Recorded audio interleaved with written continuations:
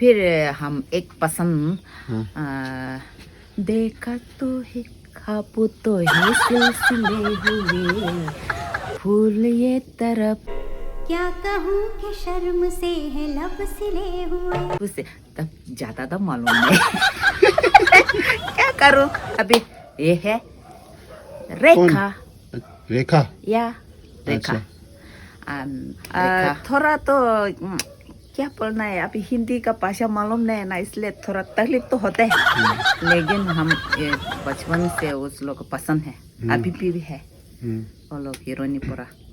इसलिए हमका ये है जब तक ये जाए ये भी हेमा मालिनी का पास जाना पड़ता है सिलसिला पे हम रेखा का पास